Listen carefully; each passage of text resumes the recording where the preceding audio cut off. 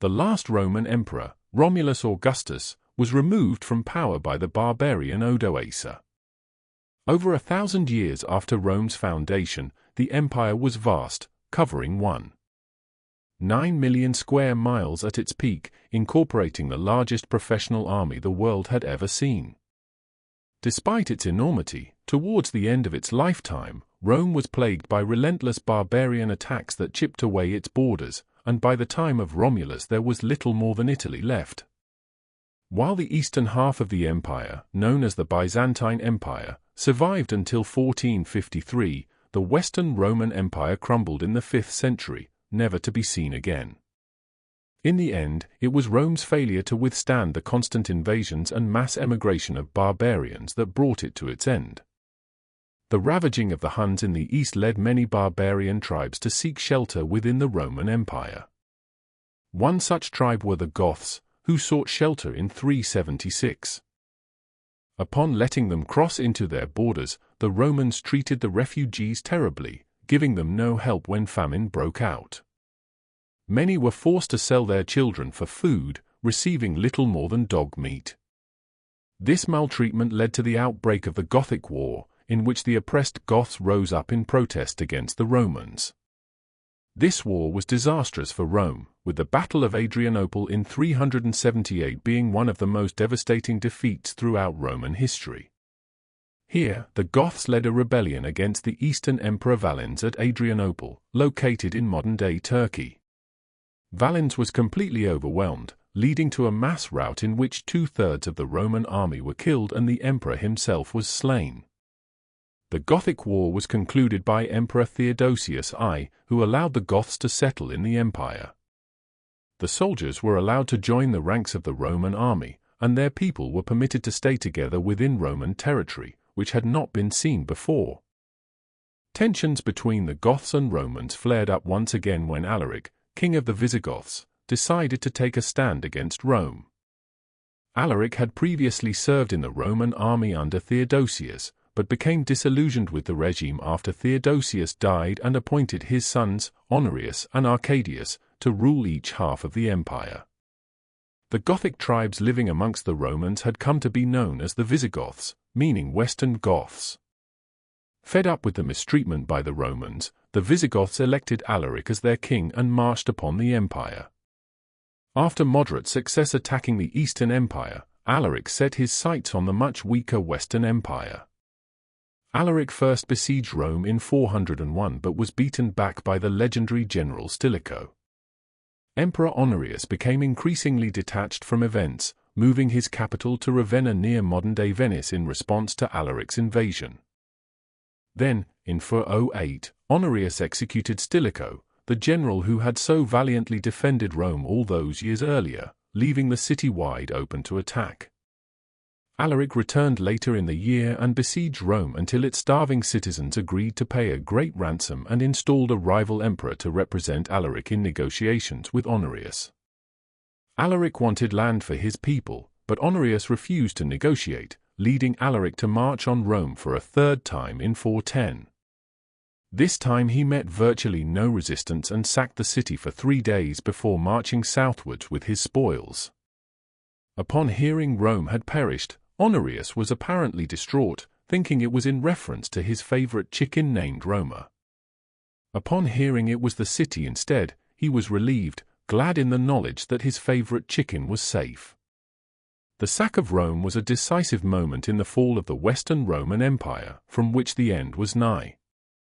The empire fell to the relentless assaults from many barbarian groups who were able to take over Roman territory and create several successor kingdoms. A contesting emperor by the name of Constantine III rose up against Honorius and managed to take Britannia and Gaul. The Romans in Britannia revolted against Constantine, asking Honorius for assistance, who refused them.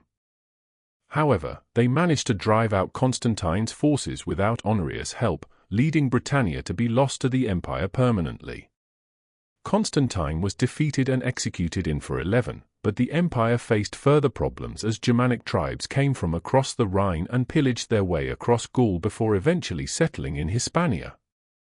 Thus, the Suebi tribe were able to take over western Hispania and set up the Kingdom of the Suebi. Another two of these tribes, the Vandals and the Alans, led by King Gaiseric, were able to move south through the Strait of Gibraltar and take most of North Africa, including the legendary city of Carthage. They were eventually able to seize Sicily and several Mediterranean islands, establishing the Vandal kingdom. The Visigoths were also able to take advantage of the situation, capturing parts of southern Gaul and allying with Emperor Honorius, who gifted them western Gaul in exchange for their help driving out the barbarians from Hispania. The Visigoths soon turned on their ally and started taking undefended Roman land before the invasion of Attila the Hun forced them to once again ally with the empire. Once Attila was successfully driven back, having sown chaos across Gaul and decimated large parts of the Roman army, the Visigoths once again attacked their crippled ally, managing to take over the last part of Hispania that was under Roman control, creating the Visigothic kingdom. At this point, the Western Empire had little left. The senior military commander of the Roman forces, Orestes, deposed his emperor Julius Nepos in 475 and placed his son Romulus on the throne. At the same time, the Foederati, who were the barbarian soldiers in the employment of Rome, sought land within Italy for their service. Orestes refused them, and so they turned to Odoacer, an official in the army. Odoacer led the group against Orestes, successfully killing him before they marched against Romulus. Odoacer deposed Romulus but spared his life, as the emperor was only 16 years old.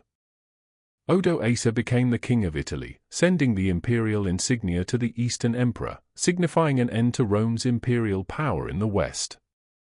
While it was barbarian invasions that eventually brought down the empire, the causes of Rome's fall were vast. Rome saw massive issues due to the colossal size of its empire. The empire reached its territorial peak in 117 under the Emperor Trajan, with its borders stretching from Britain to Syria. This led to many problems. One of these was that communication could take weeks or longer to travel from the frontiers to the capital, meaning it was difficult to manage the administration of distant provinces. It was also impractical to oversee wars in areas such as Syria or Germany from a position in Italy. For these reasons, in 285 the Emperor Diocletian decided to divide the empire into a western and eastern half that were to be ruled by two different emperors of equal power. This plan saw short-term success, with each half being able to govern its provinces and defend its borders much more effectively, but in time it spelled doom for the Western Empire.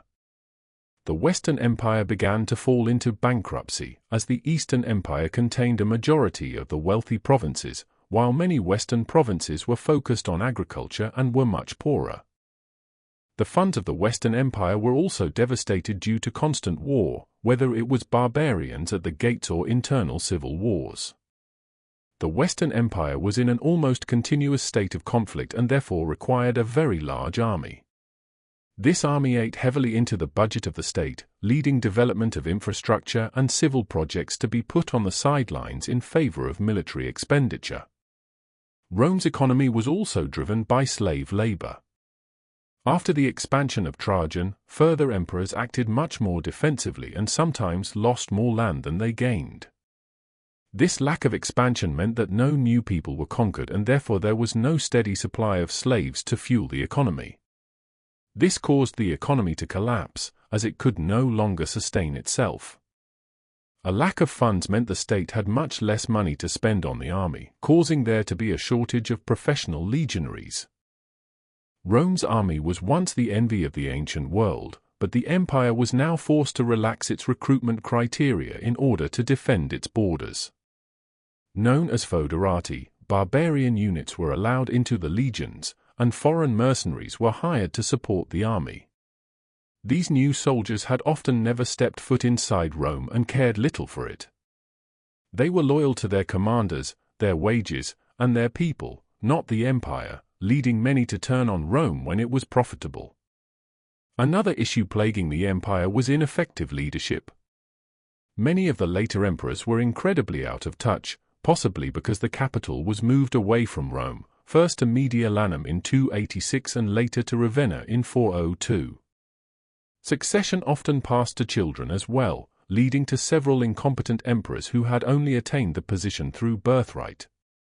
The last emperor, Romulus, was only 16 when he was deposed and provided little resistance to the invading barbarians.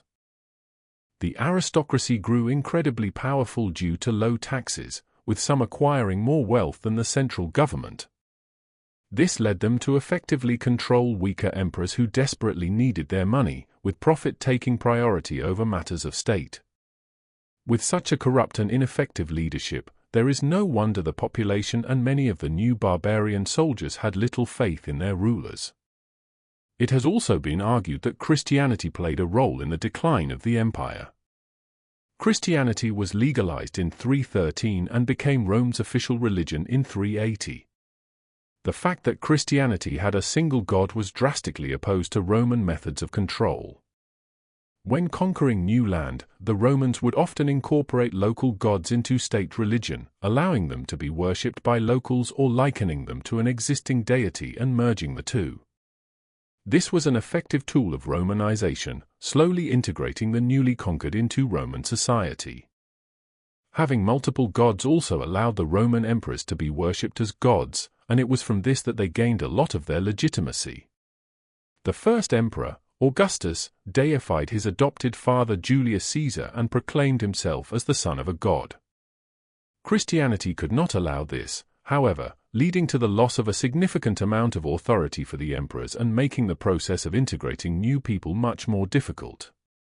While the empire fell in 476, Rome's legacy lived on far past this day. The empire managed to survive territorially, with the Byzantine Empire keeping the Roman East alive until its fall in 1453 to the Ottomans. The empire even saw a resurgence of sorts in the West, with Charlemagne, king of the Franks, being crowned the Holy Roman Emperor in 800 AD.